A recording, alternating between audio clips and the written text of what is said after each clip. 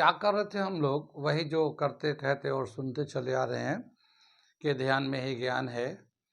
जो देगा ध्यान उसी को मिलेगा ज्ञान, और जितना देगा ध्यान उतना ही मिलेगा ज्ञान। थोड़ा ध्यान थोड़ा ज्ञान, ज़्यादा ध्यान ज़्यादा ज्ञान, क्योंकि ध्यान में ही ज्ञान है। मैं साबिर अली और आप देख रहे हैं ILCC क्लासेस, जो अलीगढ़ बेस्ड नीट जेई का रेजिडेंशियल कोचिंग क्लास है। साथ ही AMU जामिया BHU और दूसरी यूनिवर्सिटी के दूसरे एंट्रेंस की भी तैयारी कराते हैं, जैसे 9th है, 11th है, diploma engineer, BSc nursing, CET CUET, paramedical वगैरह वगैरह तैयारियां होती है। तो वो लोग जो लोग तैयारी करना चाहते हैं कांटेक्ट कर सकते हैं। ऑफलाइन ऑनलाइन दोनों ही मोड अवेलेबल है। ऑफलाइन में तो लोकल बच्चे आके अपनी तैयारी कर लेते हैं, लेकिन ऑनलाइन एक ऐसा प्लेटफॉर्म है जो अलीगढ़ के बाहर जो भी स्टूडेंट हिंदुस्तान के किसी भी कोने से या हिंदुस्तान के बाहर किसी और कंट्री से AMU जामिया के लिए अगर तैयारी करना चाहते हैं तो कांटेक्ट कर सकते हैं ऑनलाइन प्लेटफॉर्म पे, जहाँ पे आपको अलीगढ़ के क्वालिफाइड एंड एक्सपीरियंस टीचर आपको ट्रेन करेंगे। ठीक, साथ ही हमारे चैनल को सब्सक्राइब कर लें अगर आप यूनिवर्सिटी की इन्फॉर्मेशन से अपडेट रहना चाहते हैं तो। ठीक, इसी चैनल पे हम लोग बहुत सारे रिकॉर्डेड क्लासेस भी डालते रहते हैं जो आपकी तैयारी के लिए बहुत हेल्पफुल होता है। तो आपको फ़ायदा ही फ़ायदा है, आप हमारे चैनल को ज़रूर सब्सक्राइब कर लें। ठीक, हम लोग कर रहे थे केमिस्ट्री क्लास 11 इक्विलिब्रियम। ये ऑलमोस्ट पीएच हम लोग कर रहे थे, pH of salt, acidic salt, basic salt, neutral salt, और पीएच का फॉर्मूला हम लोगों ने निकाल दिया। बहुत अच्छे फॉर्मूले, जो बहुत ही इंपॉर्टेंट फॉर्मूले हैं और आपको कंपटीशन के लिए बहुत ही हेल्प करेगा। उससे बेस करते हुए कुछ क्वेश्चन मैंने कराया था, 2-4 क्वेश्चन और है, मैं करा देता हूँ, ताकि आपको इस क्वेश्चन को देखने के बाद ये कंसेप्ट बिल्कुल क्लियर हो जाए और कैसे कैलकुलेट करना वो भी कम समझ में आ जाए, ताकि बाद में जब आपको शीट्स प्रोवाइड किया जाएगा ताकि तो आप आसानी से कर सकते हैं, समझ सकते हैं कैसे क्या करना है। तो उसी सिलसिले में मैं ये अगला क्वेश्चन लिखा हूँ, मैं पढ़ता हूँ, समझाता हूँ और करके दिखाता हूँ क्या है। How many grams ammonium nitrate should be dissolved per liter of solution to have a pH of 5.13. Kb for ammonia is 1.8 10 to the power minus 5. कितनी बात समझ में आई? अच्छा सवाल है, बहुत ही अच्छा सवाल है। ये क्या दे रखा है इसमें, कितने ग्राम अमोनियम नाइट्रेट को 1 लीटर में डिजोल्व किया जाए कि उस सॉल्यूशन का पीएच 5.13 हो जाए। ठीक है, 5.13 हो जाए। Kb का वैल्यू 1.8 10 माइनस 5 तो दे ही रखा है, ये तो हम लोग जानते हैं। ठीक, तो हम लोग करेंगे कैसे, ये यहाँ पे पीएच का वैल्यू दे रखा है और ये अमोनियम नाइट्रेट जो है ना, ये स्ट्रॉन्ग एसिड होता है, salt of strong acid. Nitrate जो है ना एक स्ट्रॉन्ग एसिड होता है, तो स्ट्रॉन्ग एसिड का सॉल्ट है। और यहाँ पे Kb दे रखा है, यानी बेसिक वीक बेस का हाइड्रोलाइसिस कांस्टेंट दे रखा है। ये वीक बेस का यानी स्ट्रॉन्ग एसिड है, तो नाइट्रेट जो है ना एक स्ट्रॉन्ग एसिड होता है और उसका एक सॉल्ट बचा है अमोनियम हाइड्रोक्साइड का, वीक बेस होता है, उसका एक सॉल्ट है ये। ठीक, तो हम लोग यहाँ पे क्या लिखेंगे, सॉल्यूशन कर रहे हैं हम लोग।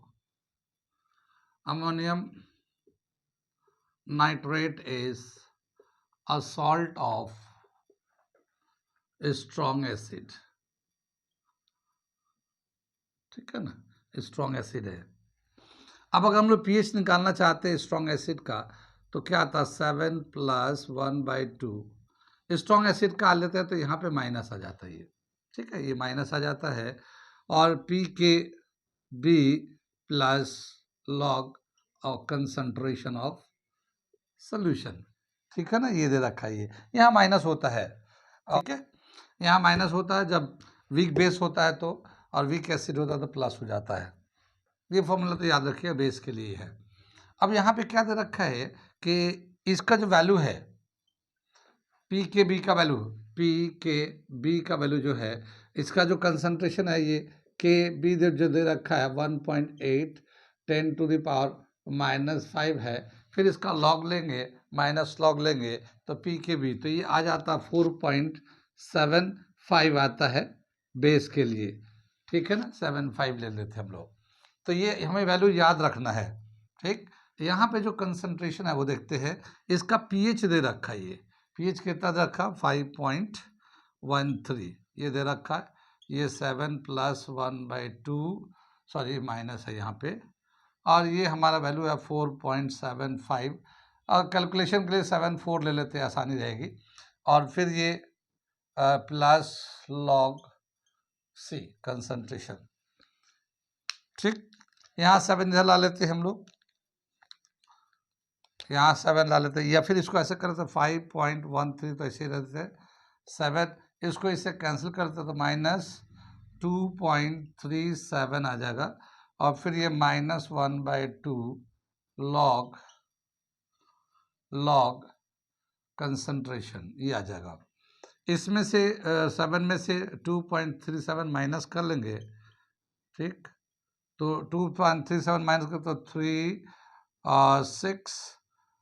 4.6 माइनस 1/2 लॉग कंसंट्रेशन ले लिया। ये इसको इधर ला लेते हैं, माइनस कर देते हैं इसको, तो क्या आ जाएगा ये, इसको इधर ला लेते हैं तो क्या आ जाएगा 5.13 माइनस 4.63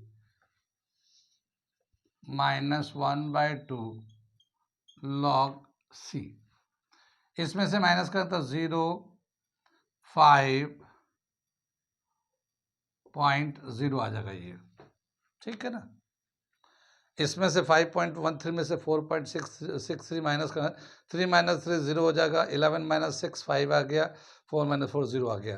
ठीक है, ये माइनस में आ जाएगा, ये प्लस में आ गया, ये -1/2 लॉग सी आ गया। 2 को क्रॉस करेंगे तो ये आ जाएगा 1.0 माइनस लॉग सी आ गया। ठीक, इसको माइनस लॉग सी है 1 आ रहा था, इसको अगर हम लोग चेंज करना चाहते हैं तो इधर से मैं मिटा दूँ, इधर से थोड़ा सा मिटा देता हूँ मैं।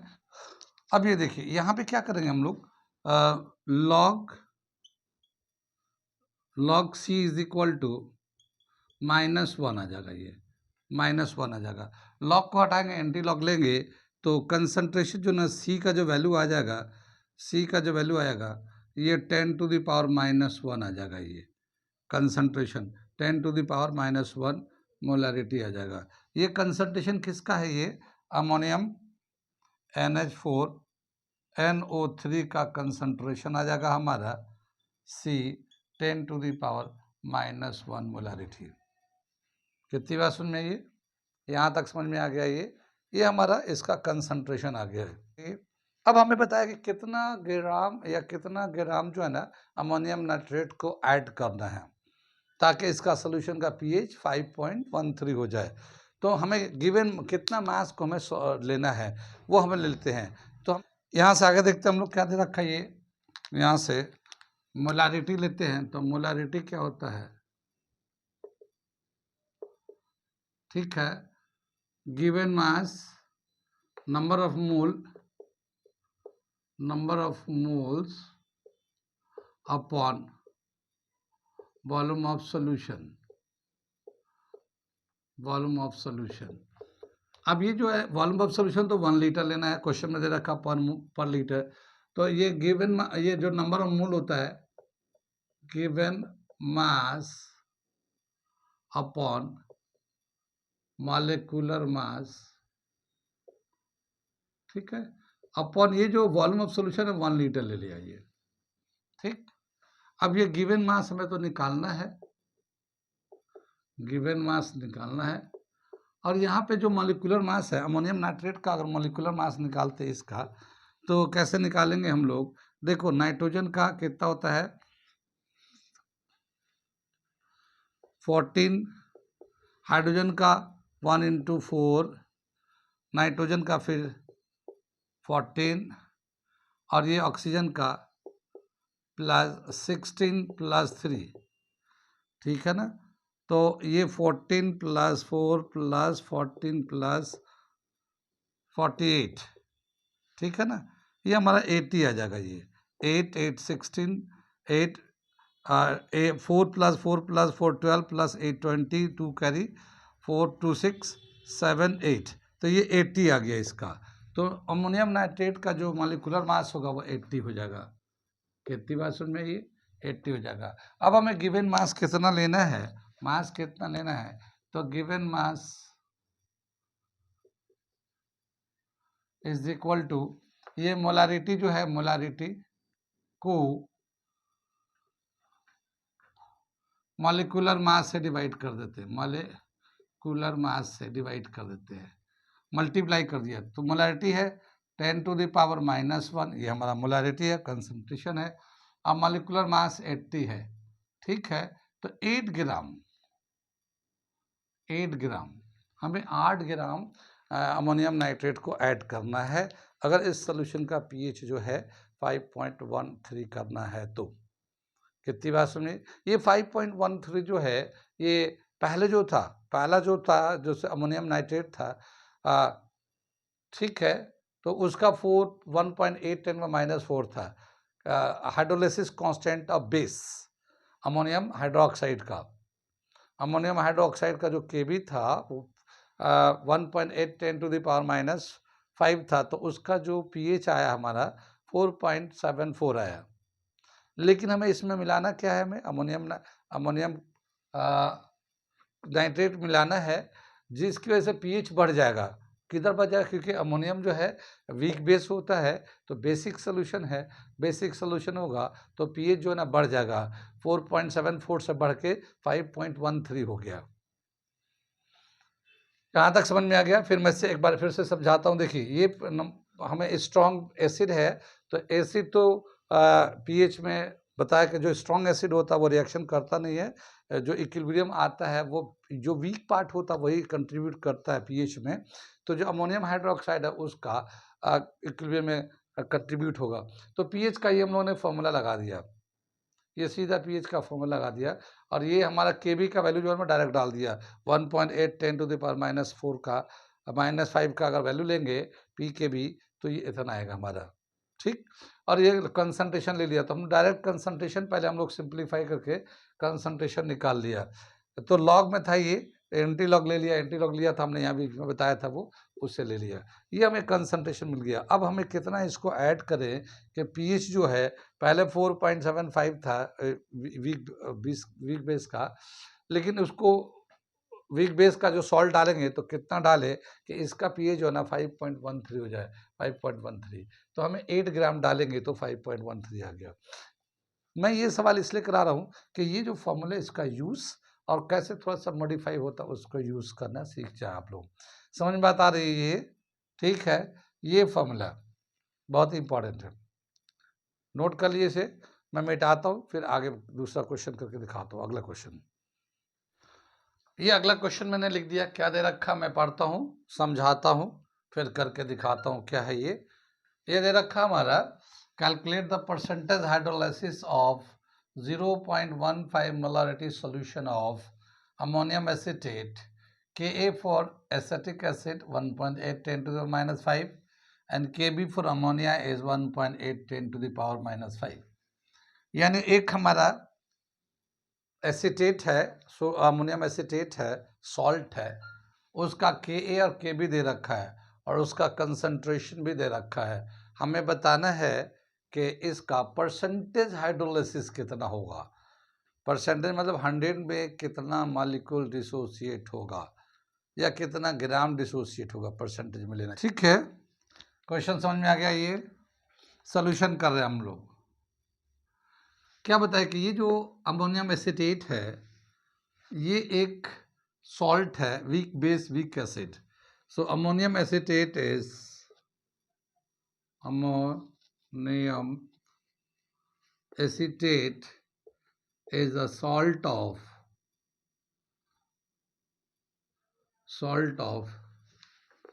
weak acid and weak base,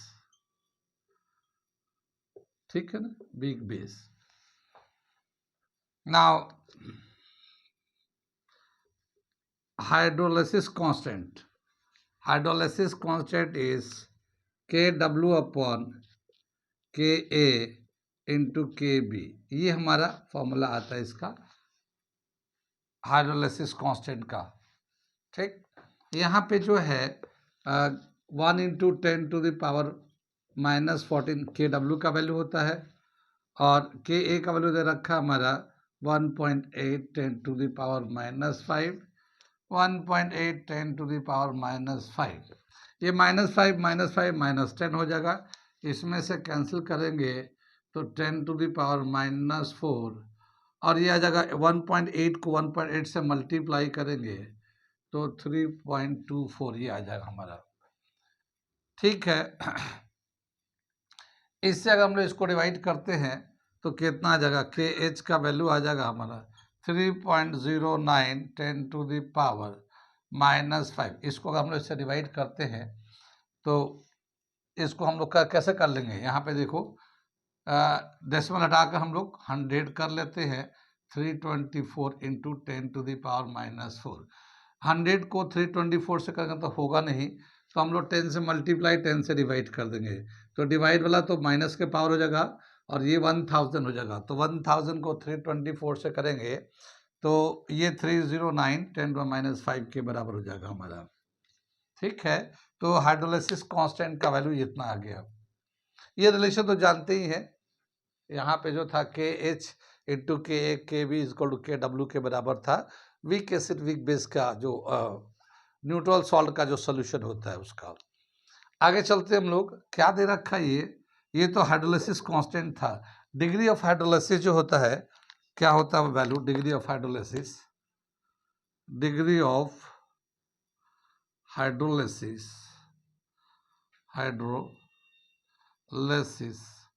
of neutral salt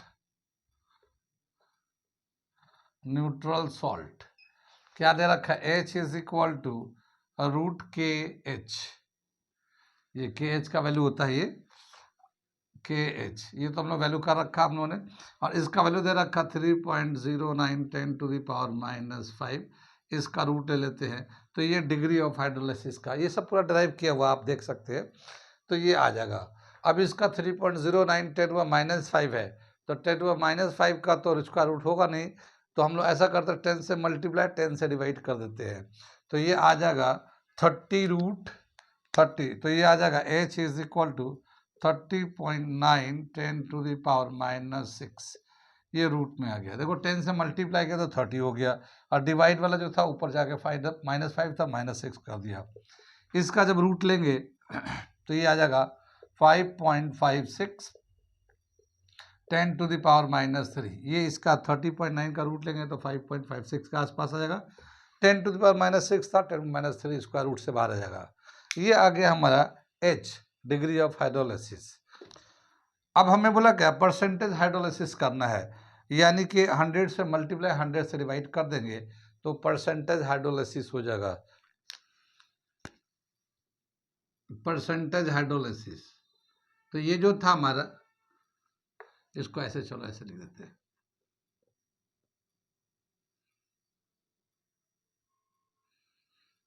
percentage hydrolysis क्या दे रखा है ये हमारा H%, तो ये 5.56 10 टू द पावर -3 तो था ही था, परसेंटेज में कन्वर्ट कर 100 से मल्टीप्लाई 100 से डिवाइड कर देते हैं, तो 100 से हम लोग मल्टीप्लाई कर देते हैं और 100 से डिवाइड कर देते हैं, तो जो डिवाइड करते हैं उसको हम लोग साइन लगा देते हैं इस तरह से, जो 100 से डिवाइड करते हैं उसको साइन लगा देते हैं। 100 से मल्टीप्लाई करेंगे तो ये आ जाएगा 5.56 10 टू द पावर -1%। ठीक है, 10 टू द पावर -1 है, यानी 10 से डिवाइड करेंगे तो 0.556%, तो ये हमारा परसेंटेज जो है ना हाइड्रोलिसिस हुआ 0.556%, इतना परसेंट यानी 100 में इतना होगा। कितनी बात समझ में आई? ये था हमारा एक अलग तरीके का, हर क्वेश्चन जो है ना अलग अलग टाइप का है, किसी में कुछ है किसी में कुछ है, हर तरह के जो टाइप्स हैं हम इसके बेस पे यहाँ पे जो सॉल्ट के हैं उसको हम करा दे रहे हैं, ताकि जब भी कभी आप करेंगे तो आपको पता हो कि ये क्वेश्चन जो दिया गया वो कौन सा टाइप का और कैसे करना है। कुछ समझ में आ रही बात आ रहा तो नोट करिए, कोई डाउट हो तो पूछ लीजिएगा, नोट कर लीजिए, फिर मैं अगला क्वेश्चन में कराने जा रहा हूँ। ठीक है, ये भी एक अच्छा क्वेश्चन दे रखा है, मैं इसे पढ़ता हूँ समझाता हूँ करके दिखाता हूँ क्या है ये। Calculate the pH at the equivalence point when a solution of 0.10 molarity acetic acid is titrated with solution of 0.01 molarity of sodium hydroxide, Ka for acetic acid 1.9 10 to the power -5 है।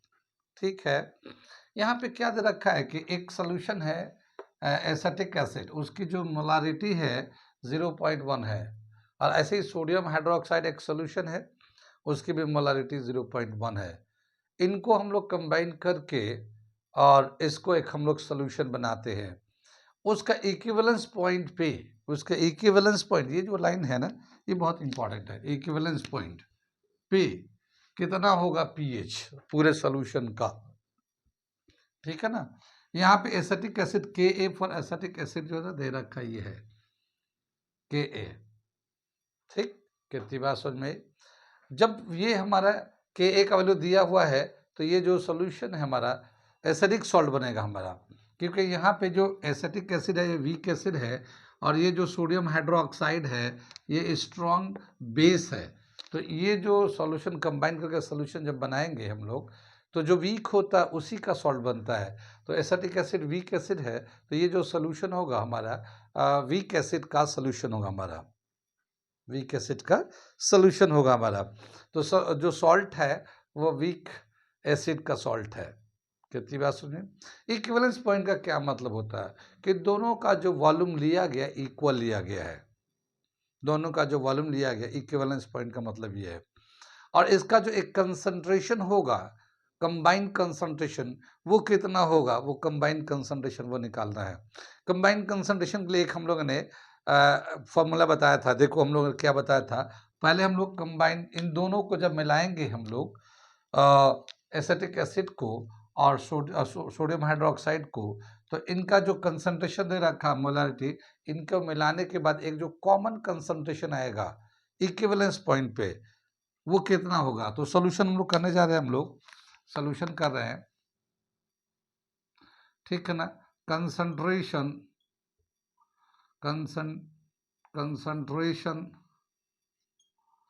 Of combined solution at equivalence point, ठीक है ना। और इसका जो concentration निकालते हैं, molarity जो है इक्विवेलेंस पॉइंट पे लेंगे, इक्विवेलेंस पॉइंट पे वो होता है M1 V1 plus M2 V2 upon V1 plus V2 twice this, ऐसे आता हमारा। यहाँ पे जो वॉल्यूम लेंगे दोनों का इक्वल, इक्विवेलेंस पॉइंट दोनों का इक्वल वॉल्यूम लेंगे, ठीक। अब इसके बाद जब इक्वल वॉल्यूम लेंगे तो क्या होगा, V कॉमन निकाल लेंगे यहाँ से, तो यहाँ से V कॉमन निकल जाएगा, और यहाँ पे M1 प्लस M2 ये आ जाएगा, और यहाँ पे V दोनों सेम रहेगा, तो यहाँ पे V2V आ जाएगा, तो 2 × 2V हो जाएगा। इक्विवेलेंस पॉइंट पे V1 is equal to V2 is equal to V, दोनों का सेम हम लोगों ने वॉल्यूम लिया है। कितनी बात सुने, ये V से V कैंसिल हो जाएगा हमारा, यहाँ पे आएगा 0.1 प्लस 0.1 अपॉन 4, 2 × 2 4। तो यहाँ पे जो मोलारिटी आएगा इक्विवेलेंस पॉइंट पे, ये आ जाएगा 0.2 अपॉन 4, तो 0 पॉइंट ऐसे ही रहेगा, 2 तो होगा तो फिर एक 0 लेंगे 4 5, तो इसका जो है कंसंट्रेशन होगा इक्विवेलेंस पॉइंट पे। कितनी बात में इक्विवेलेंस पॉइंट समझ में आए, यानी दोनों का वॉल्यूम सेम है, मोलारिटी अलग अलग है। तो इस तरह से ये फॉर्मूला हम लोगों ने अभी पीछे एक पिछले क्वेश्चन में भी हमने बताया था शॉर्टकट मेथड में, तो इससे हमें कंसंट्रेशन मिल गया, मोलारिटी ऑफ इक्विवेलेंस पॉइंट, ठीक। यहाँ पे क्या दे रखा है, एसिटिक एसिड जो है यहाँ पे CH3 COOH जब रिएक्ट करेगा सोडियम हाइड्रोक्साइड से, तो जिस वक्त ये रिएक्ट करके इक्विलिब्रियम गेन करेगा, उस वक्त जो हमारे पास सॉल्ट आएगा COONA, सोडियम एसीटेट सॉल्ट आएगा ये वाला, प्लस वाटर मॉलिक्यूल बनेगा ये, ठीक है। तो एक जो हमारा इक्विवेलेंस पॉइंट पे इसका जो कंसंट्रेशन है वो कितना है, 0.05 ले लेते हैं हम लोग। अब हमें बताना है कि इसका पीएच क्या होगा, लेकिन यहाँ पे एसिटिक एसिड का जो Ka का वैल्यू दे रखा 1.9 10⁻⁻5 है। ठीक, यहाँ तक समझ में आ गया। पहले इक्विवेलेंस पॉइंट समझ में आ गया। ये इक्विवेलेंस पॉइंट ऐसे ही निकालते हैं हम लोग, m1 v1 m2 v2 upon twice v1 v2। दोनों का वॉल्यूम सेम होता है तो दोनों का वॉल्यूम सेम करके ये कैंसिल करके, और दोनों का मोलैरिटी जितना तो प्लस करके 4 से डिवाइड कर दिए, ये आ गया। ठीक, इसको हम लोग मिटाते हैं और आगे चलते हैं हम लोग। पी के ए का वैल्यू दे रखा, पी के ए का वैल्यू निकाल देते हैं, मिटा दे इसे। ये हम लोग यहाँ पे लिख देते हैं जो कंसंट्रेशन है सोडियम एसीटेट का, सोडियम एसीटेट का जो कंसंट्रेशन CH3COONA, सोडियम एसीटेट का जो कंसंट्रेशन है 0.05 है ये मोलारिटी। ठीक है ना, दोनों को इक्विवेलेंस पॉइंट पे। अब क्या बताए कि यहाँ पे Ka का जो वैल्यू दे रखा है ये 1.9 10⁻⁻5, इसका हम लोग Pka निकालेंगे तो क्या लेते हैं हम लोग, इसका लॉग ले लेते हैं, लॉग लेंगे लॉग Ka, तो ये आ जाएगा लॉग 1.9 +-5, ये आ जाएगा हमारा। माइनस कर लेते हैं इसको, माइनस इधर भी ले लेते हैं, लॉग Ka कर लेते हैं, तो इधर माइनस कर लेते हैं, और इसका जो 1.9 है इसका वैल्यू देख लेते हैं हम लोग लॉग के टर्म में। ठीक है, वैल्यू देखा लॉग 1.9 का तो 2.788 इसका वैल्यू आ जाएगा। इसको हम लोग डेसिमल से लिखते हैं, 1.9 का लॉग का वैल्यू में देखेंगे तो 0.2788, और ये जो है -5 आ जाएगा ये हमारा, इस तरह से। इसको माइनस लॉग के ए को पी के ए भी लिख सकते हैं इस तरह से, और ये आ जाएगा -0.28 ले लेते हैं डेसिमल के 2 डिजिट तक, 8 ले लेते हैं +5, 5 में से इसको माइनस करेंगे तो क्या मिलेगा 284, 4.8 नहीं 472 आ जाएगा। ठीक है ना, 4.72 ये पी के ए का वैल्यू आ गया। तो पी के ए का वैल्यू हम लोगों ने ऐसे निकाल दिया, यहाँ पी के ए का वैल्यू 4.72 ले लिया है, ये हमारा वैल्यू हो गया है। ये समझ बात आ गई। अब हम लोग पीएच निकालने जा रहे हैं, हम लोग पीएच ऑफ दिस सोल्यूशन। ठीक है, तो ये हमारा जो सॉल्ट है हमारा बेसिक सॉल्ट है, क्योंकि वीक एसिड का बना हुआ ना, तो वीक एसिड स्ट्रॉन्ग बेस का, तो बेसिक सॉल्ट है। तो बेसिक सॉल्ट का पीएच का फॉर्मूला क्या होता है, बेसिक सॉल्ट का पीएच का फॉर्मूला होता है 7 + 1/2 pKa plus log concentration of C। ये 7 है प्लस 1/2, पी के ए का वैल्यू हम लोगों ने वहाँ से ले लिया 4.72 प्लस लॉग, ये कंसंट्रेशन है 0.05, ये भी हमारा कंसंट्रेशन वहाँ से ले लिया है 7, 1/2, या हम लोग इसको ब्रैकेट को खोल देते हैं तो 2 से होता है 2.36, ये आ जाएगा 1/2, और ये लॉग है, इसको अगर हम लोग लिखते हैं तो कैसे लिखेंगे हम,